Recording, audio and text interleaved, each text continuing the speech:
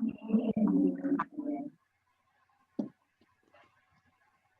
everyone, welcome to the Grad-Alting Workshop Series. It's brought to you by Graduate Student Legal Aid, and thank you all for making the time to join us today.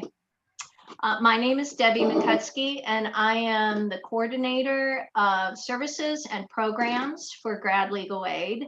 And today we will answer the question, how do I buy a car and take care of it? Before we get to that question, I have a few announcements. As some of you know, the Grad-Alting Workshop Series takes place on Tuesdays at 12:30 p.m. And over the past several weeks, we've addressed a variety of topics, including how to get a Maryland driver's license, how to manage student loan debt, how to avoid plagiarism. So if you missed any of those workshops or you want to see what we've offered so far this semester, you can find links to the recordings and the presentations and other resources on our website. And we'll share the link for that in the chat. So looking ahead to next Tuesday, the question we will answer is, what should I know about auto insurance and car accidents? Excuse me. You'll find the registration link on TerpLink, on our website, in our e-newsletter, and we will also post that in the chat. So in addition to the Grad-Alting workshops, Grad Legal Aid provides free legal services to UMD graduate students. We have an attorney on staff. His name is Zach Mundy, and Zach provides one-on-one private consultations with students. We have an immigration attorney who meets with students on a monthly basis. The next dates that she'll be meeting with students are, let's see, November 11th and December 9th. We also have advocates on staff who help students who are charged by the university with a violation of the Code of Conduct or the Code of Academic Integrity. They are Tara and Cody. And if you would like to schedule an appointment with any of those folks, all appointments are virtual, and just go to our website for the details. Okay, now I want to lay the groundwork for our workshop today. We will share the PowerPoint presentation after the workshop, so you don't need to take a lot of notes today. Please post your questions in the chat.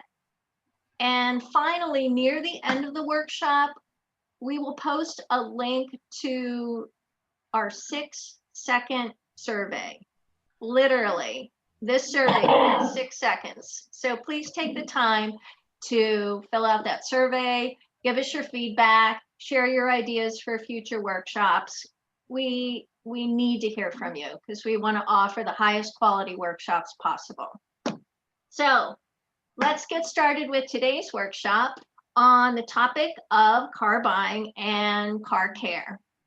We have not one, but two terrific speakers with us today from the Montgomery County Office of Consumer Affairs, Sharon Margolis and Doug Numbers. They are both seasoned investigators, and they have addressed consumer complaints and provided consumer education for the past 26 years or more. So, Sharon is an attorney. She got her law degree from George Washington University and her BA from Boston University, and she's a member of the Maryland Bar. Doug Numbers got his BS degree from the University of Baltimore, so he is homegrown. Over the past few years, both Sharon and Doug have presented this workshop, and we appreciate them volunteering once again to share this valuable information. I purchased a used car last year, and I went back to this workshop and found the information to be really helpful. So I hope this is helpful for you as well. I'm going to stop talking now and turn things over to Sharon. So Sharon, please get us started. How do we buy a car? Great, thank you. So as Debbie said, we're talking about car buying and car care. I'm going to be dealing with the car buying part of it, and Doug's going to deal with the car care part of it. So we'll start off with the car buying. And, one of the most important things that I can't emphasize enough is to do your research. You never just show up at a car dealership. You need to know all about the cars you're looking at before you start shopping. The internet is a wonderful thing. You can find lots of information about prices, costs, features, and reliability ratings. You never leave it up to the seller, whether it be a dealer or private individual, to tell you what you need to know. So as I just touched on a little bit, you need to choose where you're going to look for a vehicle. You've got dealers, or you can buy privately. Now with a dealer, since they are required to be licensed with the Motor Vehicle Administration, so there is some regulatory authority over them, and that they have to abide by. Dealers, so you may be able to check for complaints against dealers with consumer protection offices and the Motor Vehicle Administration. Dealers may provide a warranty. You're not required to purchase any extended warranties, but depending on if it's a brand new car, it will come with a manufacturer's warranty. If it's a used car, as long as it's not older than 6 years and have more than 60,000 miles, then there will be at least a minimal warranty provided. And the dealers do have to put cars through a safety inspection, although safety inspections in Maryland are pretty minimal. If you're buying from a private individual, the car may cost less, but there will be less regulatory oversight. And there's always the potential that any private individual actually may be an unlicensed dealer. So that the term of art for that is a curbstoner. It's someone who's actually selling multiple vehicles, but pretending to be the private owner of a vehicle. And that is not necessarily a good person to do business with. So before you buy any vehicle, whether it be new or used, you have to inspect it very carefully. I can't tell you the number of times we've received complaints about people who have bought a car and wait until the next day to look at it, and then all of a sudden they see all these scratches. So they want to come back, they want to return the car. Well, it doesn't work that way. You've got to inspect the car before you buy it. With used cars, you should get it inspected by a mechanic and a body shop as well to get the best information about it. And although some used cars may be termed by dealers to be certified, supposedly have gone through an extensive inspection by the dealer, don't rely on that. You still need to do it yourself as well. So used vehicles are required to undergo a safety inspection prior to sale or transfer. But as I said before, this is very minimal. In terms of the responsibilities for who's responsible for performing this safety inspection, usually it's the seller or the transferor of the vehicle who's required to provide the certificate. And that's how it works with dealers. But in a private party transaction, either the seller or the buyer can obtain the certificate. The buyer then submits this inspection certificate to the MVA in order to register it. Now there is now an electronic inspection service called e-inspection. So if your vehicle is inspected at an inspection station, you actually won't receive the certificate directly. It'll be electronically sent to MVA for you. So you need to find out as much as you can about a vehicle's history. And there's different ways to do that. There are services, Carfax is one of them, where you can put in the VIN number of the vehicle and it'll present whatever historical information that it has. But Carfax and any of those other services are only as good as the data that they've received. And while they do have a lot of agencies that they get information from, it's not always timely. So it could be that something could have happened to the vehicle that has not yet shown up on Carfax.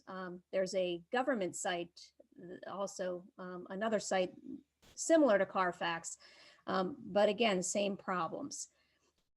You should always ask the seller questions. Has the car been in an accident? Where did the car come from? And this is for the dealer or a private person. And any representations that get made to you, you should put them in writing, because the only way to prove that anybody said anything to you is to have it in writing. You can ask for repair and maintenance records as well. The more information that you have, the better decision that you'll be able to make about the vehicle. And as I said, if you don't have what they've told you in writing, it's going to be very hard to prove later down the line. If someone told you that the vehicle has not been in an accident, get them to sign a statement to that effect. Now, we're telling you to inspect the vehicle before you purchase it. And if you bring it to a mechanic, if the vehicle has been in an accident, there should be evidence that they would be able to see it. So whether or not that's whether you're going to need to rely on that statement somewhere down the road won't be as important.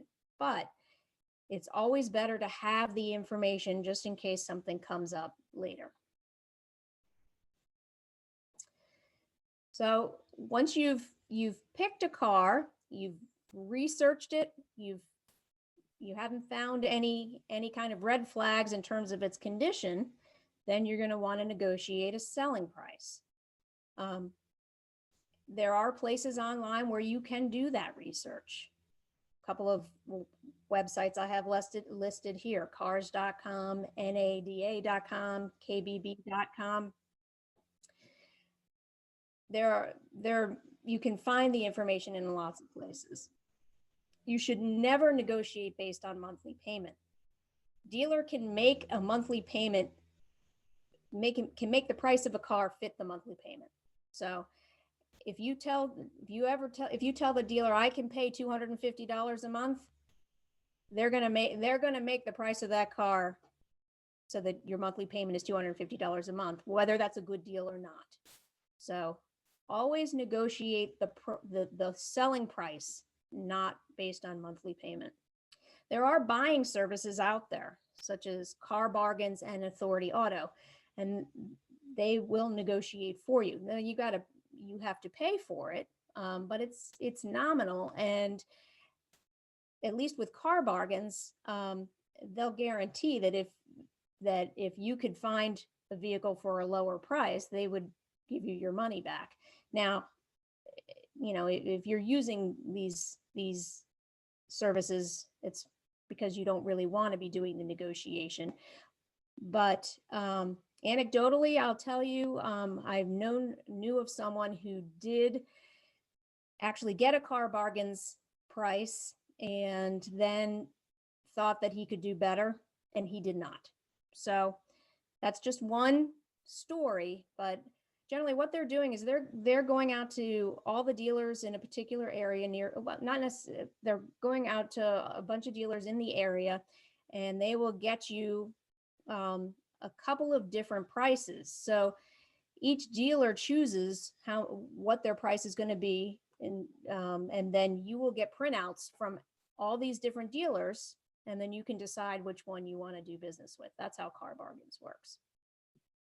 Some companies have their own car buying programs like Costco, AAA, American Express. But the bottom line is, don't be afraid to walk away. If you are not If the dealership is not willing to negotiate with you, walk away. If you think the price is too high, walk away. As soon as you do that, they're going to come running after you if they're really serious. But you've got to be willing to use your feet. That is your best negotiating tool. So once you've got a price, then the question is how are you going to pay for it? Not too many people are going to be able to pay cash for a car, so financing is going to come into play. The dealers do offer financing, but you're not limited to what the dealer offers. There are banks and credit unions that can finance vehicles as well. You can actually go to a bank or a credit union or another financial organization and get a commitment for a loan beforehand. So you can come to the dealership with financing. And that can actually be a negotiating tool for you as well, because the dealer has access to other financing. They may be able to do better once they've seen what you have, if they really want to finance the vehicle themselves. Now, there can be an issue with dealer financing, something that we call spot delivery. Dealer financing may not be final when you take delivery of the vehicle. So you sign all the paperwork, but maybe it's a Sunday or maybe it's late at night. And the dealership will want you to take the car, but they may not actually have the money in hand when you take the car. Once a bank reviews the paperwork, issues may come up, and there is the potential that the financing doesn't get a final approval from the bank. But there are laws governing this in Maryland, and there are certain disclosures that the dealers have to give you when the financing is not final when you take the car. There's a specific form that needs to be filled out and signed by you, and there are time limits in terms of when they have to let you know if there's a problem with the financing. So you do have rights in this situation. What you always have to remember is you're bound by the contract that you signed. If a dealer calls you and tells you you have to come back in and sign a new contract, that's not true. So your rights should be outlined on any document that the dealer has you sign. If they don't do that and this becomes an issue, that's a problem. So in addition to financing with loans, there is also the potential for leasing.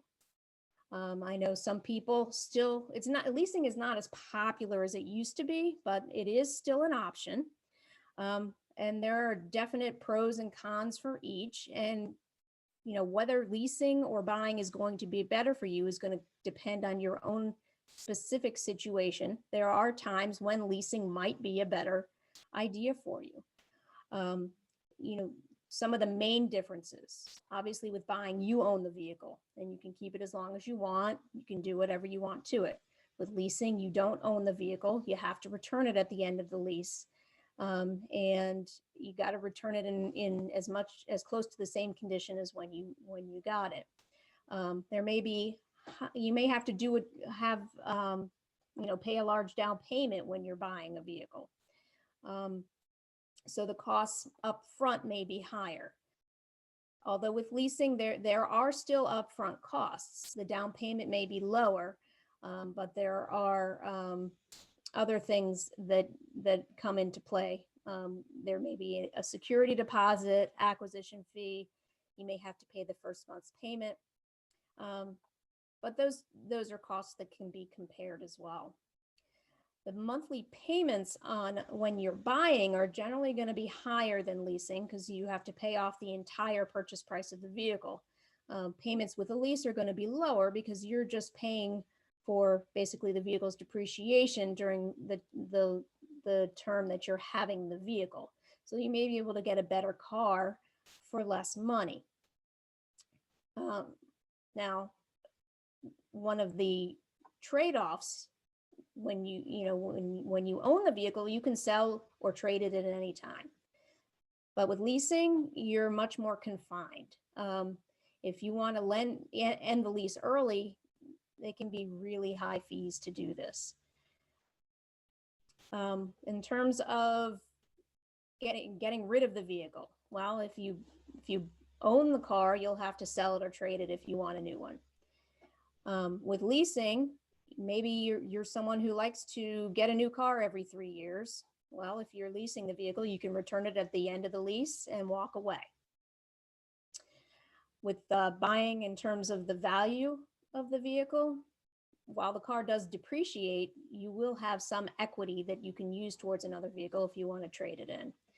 With leasing, obviously you have no equity. You don't own the car. You have to return it when the lease is up. There may be mileage limitations on a lease that you don't have, obviously, when you purchase. And with leasing, you're going to be responsible for any excess wear and tear, and may lead to extra charges for you at the lease end. At the end of the term of a loan, you've got a car that you continue to use and you don't have to make any payments on it. The end of the term of a lease, you're going to have to get another vehicle and you're still going to have payments. So you will never be if all you do is lease, you'll never be without a monthly payment. And then finally, with repairs, there's a manufacturer's warranty that exists when you purchase the vehicle new, that of course does expire after time. But when you're leasing the vehicle, a lot of times the manufacturer's warranty is in effect the entire time you own the vehicle. The entire time you have the vehicle. So whether you purchase, whether you lease, whether you pay cash, you have to read every document very carefully. You don't sign something that you don't understand. There is no 3-day right to cancel a car contract. I can't emphasize that more. I know a lot of people think that exists. It does not. And, this is especially important now, because contracts are more and more coming in an electronic form, and the dealers are having you sign on tablets. If you are uncomfortable doing that, ask them to print out a copy for you to look at. You really need to make sure you understand all the terms. You cannot take anything that anybody said orally as fact unless it's actually on the contract. So if you think you're getting a certain price for the vehicle, you need to make sure you see that number on the paperwork. Don't take their word for it. You look at every number carefully and you make sure it agrees with what your understanding of the terms are. Sharon, didn't that new law take effect October 1st? The one the AG's office pushed through this year, where they have to give you copies if you ask for it and all? Well, I think they always had to give you copies. The question was in what form. Right. But they have to print it out right now and all. I think that's what the one that took effect October 1st. Well, you should always ask. Yeah. Always ask for copies. And that actually is the end of my portion. So if there are any questions on anything that I've talked about so far.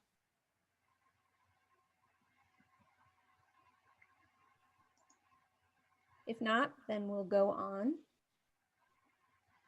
Debbie, were there any questions on No, anything? nothing yet. We'll let you know. Okay. All right. All right, Doug, you ready? Sure. This here is just some of the websites that I mentioned briefly, and there are some others. So the NADA was, they have pricing information. Kelley Blue Book has pricing information. Edmunds does as well.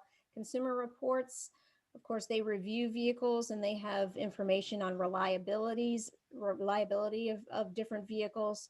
Washington Consumers Checkbook, they actually are the company that has the buying service Car Bargains.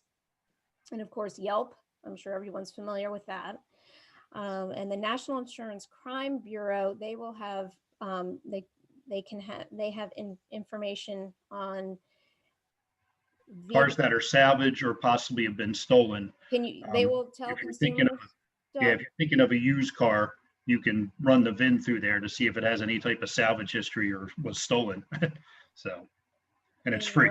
Consumer World is just a good, good resource for anything consumer related. Uh-oh. I'm sharing the wrong. Oops. Okay, hold on.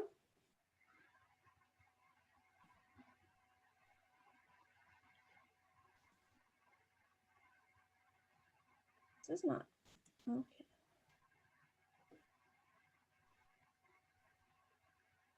Do you need me to pull mine back up? Yes, I will stop sharing and you can. Well, we couldn't make Doug a co-host, so all right, hold on. I'm not sure that he's going to be able to share his screen. Okay. Yeah, I still cannot make him a co-host. All right. Hold on. So while you're looking, Sharon, and maybe you can answer this, Doug. Mm-hmm. I know you guys see a whole variety of types of concerns. Is car related issues, car buying issues, or car repair issues at the top of the list or near the top of the list? I would say yes. But home improvements actually, I think, has kind of bumped out the car stuff in like recent years. Cars are probably, I think it's towing, home improvements, and then car stuff. Not all. Because I guess because home improvements usually constitute a lot of money. Exactly. Yeah. That makes sense. Yeah. And what did you say the first one was? Fortunately, towing has been, I don't know if it still is, but that's been our number one category where people, basically private property towing, where people get towed. They didn't see a sign or something like that and their car gets towed. So got it. Nobody's happy when their car gets towed without their permission. Right. So feel free to give a plug for your office and let folks know, if they're a resident. I'm assuming you have to be a resident of Montgomery County to get help from you all. No, you don't have to be a resident of Montgomery County, but the transaction has to take place in Montgomery County. In other words, you would have to buy from a dealer in Montgomery County, or a business, or a shop, something like that.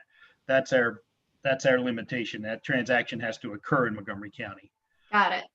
So that makes sense. Otherwise, you can file a complaint with, we have the website, I think linked on a slide, the Attorney General's office, the Maryland Attorney General's office covers the rest of the state pretty much. Also, if you live in Howard County has their own Office of Consumer Protection, and they're the only other one besides us. And if you're in Howard County, they can help you. Got it. Okay, that's helpful. Thank you. Are we seeing the slide on recalls? Yes. We are. Sorry about that. Okay. No worries. Okay, so let's start with, recalls. What if you have a car and you have a recall? Basically, what are recalls? That means there's some kind of safety defect has been detected in the vehicle and the National Highway Traffic Safety Administration requires manufacturers to recall vehicles for safety related defects. So basically they will do an investigation and they can order a manufacturer to do a recall. Most manufacturers do them voluntarily because they want, they don't want people driving around unsafe cars at all. But again, they can be ordered by NHTSA, via the courts at all. And they must notify the National Highway Traffic Safety. There's been, cases over the years where the, car manufacturers have gotten into trouble for not bringing a recall to their attention at all. As a matter of fact, Maryland has started now with COVID. I don't know if this is still true, but when Maryland had started a program that when they sent out your vehicle registration renewals for your tags, that if there was any recalls on your car, they were putting a little notice in your registration to say, hey, your car's got a recall. They had started a program with NHTSA to try to let people know, because people move sometimes. They may not necessarily get the recall notice from the manufacturer, or they may have bought the car secondhand and they may not get it because they're not the original. May got sent to the original owner of the car because it didn't get updated in Toyotas or Fords or GM's, database of, for service and stuff. So, but since people aren't, I'm assuming MVA is still mailing out, registration renewals, but I'm not sure with COVID. I'm not sure, but that was something they started to help make people aware, to make it easier for them to, get, if you're entitled to a free repair, you should get it done, especially if it concerns the safety of your vehicle. Okay, Sharon, next. Okay, where to find information, recalls.gov, safercar.gov. And NHTSA now has an app. You can actually download an app. It came out about a month ago or so. They had a press release that I got. And they now have an app that you can download to your phone and put in your VIN number, and it'll tell you whether there's any open recalls on your car. Now, how do you find your VIN number? Now, what is a VIN number? The VIN number is your vehicle identification number. It is unique to your vehicle. Go ahead, Sharon, next. Now, this is a shot through a windshield of our county car. Basically, VIN numbers are 17 digits. It's a standardized number that they went to back in 1980 to identify the vehicles. And those letters and numbers all mean something. One means it's made in the United States, and they all, it's a code, and it can tell you, year, make, model, engine, that type. And then the last 6 are the sequence number. Like, people all want the new mid-engine Corvette. Everybody wanted that one that ended in 0001, to be the first. So, but a VIN number is unique to your car and can identify it. Go ahead, Sharon. This is another picture of VIN number a little further back, so you get a better, shot of it, that you're looking through the windshield on the left hand. It's on the driver's side of the car. You're looking through the left-hand side of the windshield. Now, most cars on the inside of the driver's door have a label like this with tire and loading information. It tells you what size tires your car has, how much weight your car can hold, and all, with passengers, luggage, things like that, and the, how much air you should put in your tires to maintain your tires and all. But also, if you notice at the top, your VIN number is there at the top as well and all. So it shows you, you also have your VIN number there. So if somebody, you can't see it through the windshield clearly or something, you can always look in. This is inside the driver's side door. So, okay, and this is also on the driver's side door. This is what's known as a vehicle identification label. It tells you who made the car. This was made by Ford, and it was made on August of 2016. That's the month it was manufactured in. It tells you the gross vehicle weight rating. That's what GVWR stands for and all. And it tells you it's a passenger car, the type of it. And this also tells you the size tire and the pressure, anything like that. This is, and your VIN number is on there if you notice too, also. So, and this also has, it just tells you some information about your car. So let's talk about maintaining, you bought a car, you got your new car, you got your used car, you bought yourself a nice new car to you, whether it's new or used. The biggest thing I can tell you is read the owner's manual. My wife and I were just having this discussion on Sunday because she had an issue with her car. And I said, well, what's the owner's manual say? And she was like, that's too big. It's too thick. Well, we had to go through it to figure out how to correct the issue. It wasn't a major issue. It wasn't a mechanical issue or anything like that. It was an issue with, the key fob and all. So now, regular maintenance will keep your new vehicle, if you purchase a new car, a new vehicle warranty intact and keep it running for hopefully a long time in most cases. Cars have gotten much more reliable in the last 20 years and all, and they also can help prevent, doing maintenance helps prevent many common problems and the possibility of being broken down by the side of the road. And, it's kind of different to talk about this now, but there's 3 types of vehicles on the road. gasoline or diesel, which are internal combustion engines. They also we now have hybrid vehicles, which are a combination of electric and, gas powered, and pure EVs, pure electric vehicles. And there's a few other minor, like compressed natural gas, but that's still a compressed, a internal combustion engine like a gas or diesel. And they also have a few hydrogen cars, but they're very few and far between because the infrastructure is not there to supply hydrogen to them at all. So, okay, let's go, Sharon. Next one. Okay, so if you're going to do your maintenance on, I'm going to start with, gasoline or diesel cars. So let's start with maintaining your gas or diesel car. Well, look in your owner's manual. It'll tell you how much oil it holds, what type to take, and the grade of oil. Now, grade means, like what type is regular, or nowadays there's synthetic, and there's also synthetic blends.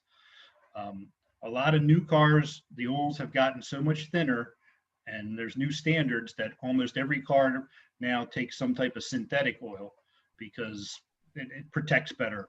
And, engines are running at higher temperatures, better tolerances to get more efficiency out of them. So you want to see what your owner's manual recommends and, what type to use. There's oil change intervals in there. It'll tell you to change it every 5,000 miles, every 10,000 miles. If you don't want to follow that, and you want to do it more often than it calls for, you're not going to do any harm to your engine. Okay. Overdoing oil change. Nobody's ever come to our office and said my car blew up because I changed the oil too much. It was pretty much always my engine blew up because I didn't change the oil or it ran out of oil and all. If you want to do it yourself, you can buy oil filters from, your manufacturer, from Toyota or Ford or GM. They'll gladly you go to the parts department and buy a oil filter or buy them online. Or a good quality aftermarket filter, something made by Fram or Purolator or somebody like that makes good quality filters and all. If you're check for leaks on the ground and at oil changes and correct any that are found as necessary. Basically, oil. If you see oil on the ground, it's going to be black. You see a black stain underneath your car. That's usually an indicator that it's got an oil leak. Low oil level or adding oil in between changes are signs of a leak or another mechanical problem that should be checked out. So in other words, there's specifications. Most manufacturers say, cars may use a quart of oil in 1,000 or 2,000 miles. They have a specification, but most cars don't do that. Most cars, if it's in good running condition and well, you're usually not using oil in between changes. Now, again, if you've got a car with 150,000 miles on it, it's starting to get some wear on it. You may use a little oil in between changes and all and everything. But as long as you don't see anything on the ground and all, that may just be wear and tear. So, okay, wiper blades. Now, people don't think about these. They're cheap. And you can pretty much, most parts stores, the guy will change them for you, for free. He'll go out and put a new, do you need help, and put a new set on for you and all. Change is necessary, every 6 to 12 months, So, it's usually good to change them when the weather's changing. Like if you were coming into winter, maybe it's a good time to put new wiper blades on your car if you haven't put them on since the summer, because they can start streaking or they're not going to clear off the road salt, that type of thing. And it's not hard to do and they're not expensive. Okay, sure. Battery. Now I'm not talking hybrids here. I will talk, electric, we'll talk that later. This is your normal internal combustion car where you have a battery when you turn the key and it starts the car. There's two terminals, a positive and a negative, that are attached to the battery. You just want to take a look at them, make sure they're tight. And if there's any corrosion, which is like a white powdery substance, wear gloves, don't get it on your hands. It's from the acid in the battery and all. And you can clean, the corrosion off your battery. If your battery is corroded, you can clean it off with a mixture of water and baking soda, which neutralizes the acid. Coke also actually works well because of the carbonation in Coke, the bubbles, it helps dissolve the corrosion and all, and it makes it easy enough to get away and then rinse it off with some clean water. So, all right, brakes. Squeals can be normal. Okay. Sometimes brake pads vibrate when you hit the brakes. Sometimes they'll vibrate a little bit and cause a squeal. It's not abnormal unless it's doing it constantly all the time. If it's doing it constantly, that probably means your wear indicator. Most brake pads on cars have what's known as a wear indicator. Now, some have lights nowadays that'll light up on the dash that'll tell you your brake pads are getting low, but most have a little tab that when you apply the brakes, it'll start scraping and it'll make this squealing noise. And it's there to tell you that, hey, your brake pads are down to minimum whatever the car manufacturer specifies. It's down to the minimum thickness of the pads that you're getting down close to they're going to be worn out and you need to replace your brakes. So they call it a brake wear indicator, and that's what it is. It's indicating that your brakes are wearing out. Scraping or grinding is abnormal. If you put your foot on the brake and you hear it grinding or you feel vibration in your steering wheel like that, that means your brakes are probably shot and need to be replaced. Now, again, your owner's manual should have some type of recommendation, check your brakes every, 30,000 miles, something like that. If there is no recommendation, the recommendation is depending on how much you drive. If you drive a lot, you should check your brakes probably about once a year, just to make sure you're not down to those minimums and all. But your manufacturer's, owner's manual should have a specification that says, hey, check your brakes every 30,000 miles. Okay. And you'll hear a lot nowadays. In recent years, this has become a thing, brake fluid flushes. And it is important, due to the fact that brake fluid is what's known as hygroscopic and absorbs moisture and can corrode brake system components. 20 years ago, we had a big issue when anti-lock brakes came out. Had a lot of issues that people, brake fluid flushes were uncommon back then. Old cars, before there were anti-lock brakes, people really didn't do much, drive their cars their entire lives and never flushed the brake fluid at all. But it became an issue because of anti-lock brake pumps and stuff that they would start to corrode. And can be an expensive part to replace. So brake fluid flushes became, commonplace as a maintenance item. So again, there should be maybe some type of recommendation from the manufacturer, or every 2 years or 30,000 miles, to have it done. And it's cheap. It's cheap insurance against, anti-lock brakes are complicated and can be expensive. Somewhere in the neighborhood of $1,000 to $1,500 to replace the components in the system. So it can be expensive. So spending $150 for a brake fluid flush, can save you a lot of money down the road. Okay, belts and hoses. Now, some of this is getting away from, because some cars nowadays, like my own personal truck, has electric power steering and all, but it does still have a belt for the air conditioning and stuff. But so they have what's known as drive belts. You can, take a look at them. Small cracks are normal. Large cracks, or if the belt is fraying, it needs to be replaced. Now, of course, cars have coolant to keep them cool. Now, hoses, there's two main hoses. You also have what's known as heater hoses that run coolant into the car for, to heat it in the wintertime to make sure the passenger compartment's nice and warm. You want to take a look at, if the hose is swelled up, or, it's kind of soft, or if you see green or red, orange coolant around, it means you probably have a leak and they should be replaced if they need to. Now, again, your owner's manual may have a service interval that says replace the hoses at 100,000 miles.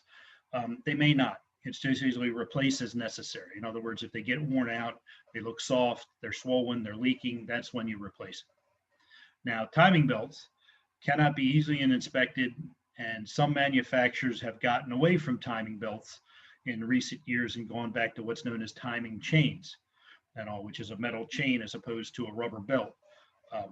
Well, actually, the belts are usually Kevlar or something. There's some type of metal reinforcement in them to make them stronger and last longer.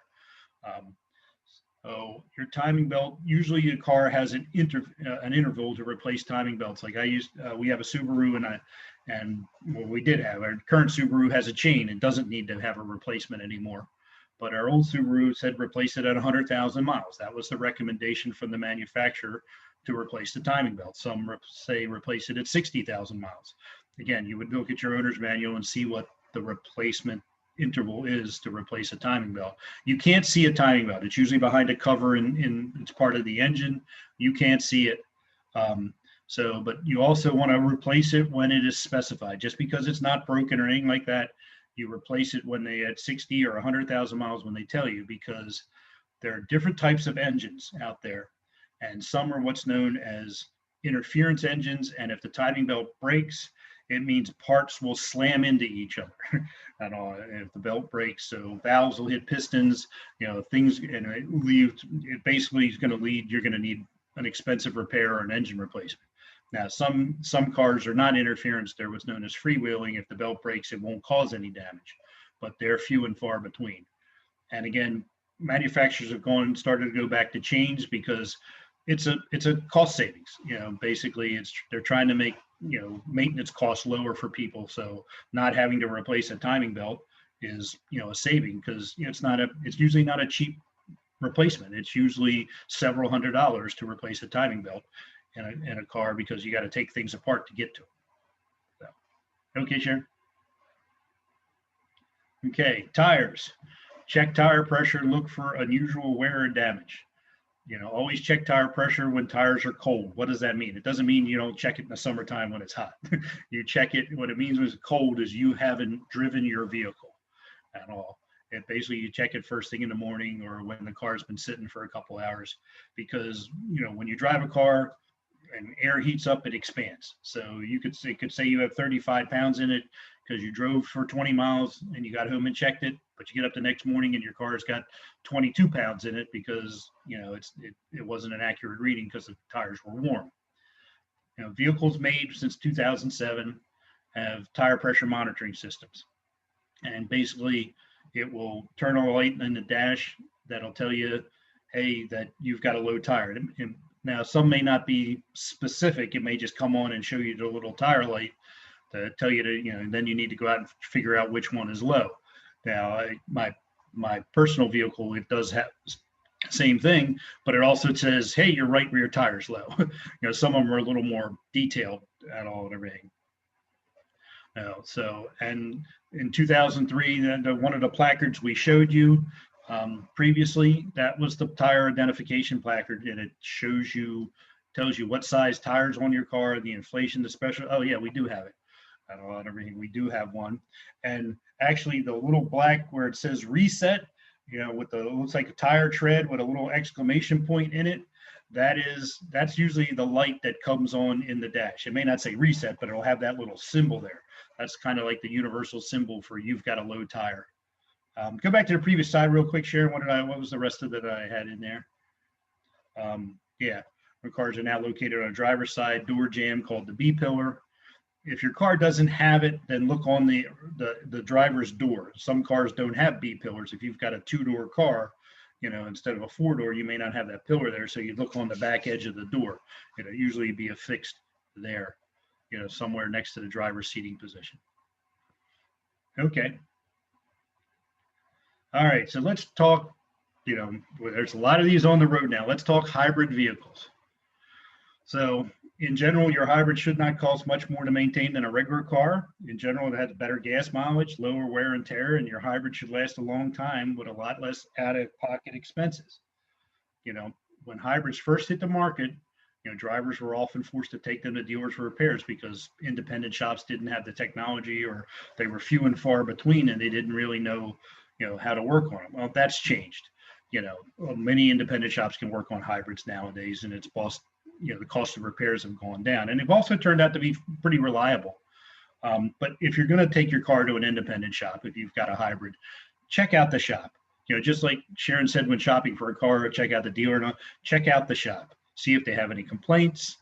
See if with you can contact their office or your local consumer protection office or the BBB. But also you can go talk to them and say, hey, do you know how to work on this? And everything. Do you know how to work on this type of car? And do they have experience with your make and model? Do they know how to work on a Prius, or do they know how to work on a Honda Insight, or some of the more rarer ones like the Hyundai and Kia both have hybrids nowadays, but they may not be as popular as a as the Toyotas and the Ford C-Max, or other people, or the Chevy Volt. Some of them may not be may not be made anymore. You just want to make sure the shop you're dealing with has experience with your type of hybrid, that if you're taking it in for service. Go ahead, Sharon. Okay. No special regular maintenance is needed on the hybrid system, but there is a possibility that some special part of the system may fail. So, which is most often the large battery pack. Hybrids sold today, they usually have warranties. The manufacturers give pretty good warranties on them, because they want them to last, and they want people to buy the cars, and they don't have to worry about something that's going to break down, or wear out shortly. So most are good for 8 years or 100,000 miles, or 10 years, 150,000 miles. So they guarantee the batteries for, a long time and all. And, oil changes are less frequent, with your routine maintenance than a traditional vehicle, because, you're using the electric engine as well, or electric motor, as well as the gasoline engine. So usually they recommend oil changes every 5,000 miles or longer, depending on the vehicle use. So again, check your, they may recommend 10,000 miles, so you always check your owner's manual and see what it says and what type of oil to use and all. Your brakes may last longer. Many hybrid cars use regenerative braking. I know our county car is a hybrid, and it has a regenerative braking system. It actually has a little thing on the dash that shows you how much energy you've returned when you use the brakes and all. But it also helps, you slow down, using the engine braking and the electric motor braking to help slow down the car as opposed to your brakes. So your brake pads and other brake components should typically last longer, because they're not being used as much. They're using engine braking. So now there is one, let me say this, one safety precaution. Regular vehicles, always read your owner's manual before attempting to service or jumpstart a hybrid vehicle, and what to do if you're involved in a crash. As an example, here's a warning from the first page of a 2019 hybrid vehicle. And this basically says your vehicle has both high voltage DC and AC systems, as well as a 12-volt system, which is just normal for like a gasoline powered car. Both DC and AC high voltage are dangerous and can cause personal injury, severe burns, electric shock, or even fatal injury. To avoid personal injury, please follow all caution labels attached to the high voltage parts. Do not attempt to remove or replace any high voltage wiring. Orange colored, I guess they've standardized this. It's orange colored to show high voltage, as opposed to 12 volts or connectors. Do not touch the service plug located in the driver's side trim of the trunk. If an accident occurs, do not touch any high voltage wiring, connectors, or any parts such as the inverter unit or the hybrid vehicle battery assembly. Do not touch the potassium hydroxide electrolyte that might spill or leak from a hybrid vehicle battery as a result of an accident. So, again, hybrids have a little more precautions than a standard, internal combustion gasoline powered car. So there's, and fire departments and first responders have, I know personal friends who have worked for the county, they've had to learn this stuff. They've had to learn what to do, and they've had to get training and stuff and all, how to deal with crashes when a hybrid or electric vehicle, to be able to protect themselves and also the people involved. So, okay, Sharon. Now, pure electric vehicles, EVs, they need little maintenance when compared to typical gasoline powered car. There are fewer moving parts. There's a reduced number of fluids and extended brake wear intervals. Thanks to regenerative braking, again, they use a regenerative braking as well as hybrids. Still, there are a few electric car maintenance items that must not be avoided, including the following essentials as outlined in your owner's manual. Brakes. Regenerative braking process converts, kinetic energy, returns the electrical power, increasing its efficiency. And the energy is stored in the battery that for the system to use later. It helps recharge the batteries. But this also means your brake pads will last longer, maybe twice as long as on a regular vehicle. So, tire rotation. Well, you still got tires on your car. You still got the same tires as come on your standard gasoline cars. So you still have to, rotate your tires, check them for inflation, make sure you're doing the typical, same thing you'd be doing with a regular car. I don't know. So cooling systems. Now, an electric vehicle, some may have this, some may not. They have a cooling system with coolant that cools the batteries. It keeps because the batteries obviously generate heat. So, and from time to time, it may need to add coolant or replace, per vehicle's maintenance schedule, or a system may require servicing if it's malfunctioning. So that may be something you'd have to do in an electric vehicle similar to a gas-powered vehicle. And there are two other fluids present: brake fluid and windshield washer fluid. Brake fluid should be checked to replace per your owner's vehicle manual. They still have, hydraulic brake system like a standard car, so there would still be brake fluid there. And of course, windshield washer fluid replace as needed. Fill it up as needed and all and everything, and it should be fairly accessible as it is on most cars standard. And keep your windshield clean. Wiper blades, there's no difference between wiper blades on an electric vehicle and then on your regular car. Replace them every 6 to 12 months like we recommended, and you can use them. I give you a little trick. If you want to make your wiper blades last a little longer, clean them every once in a while, like once a month or so.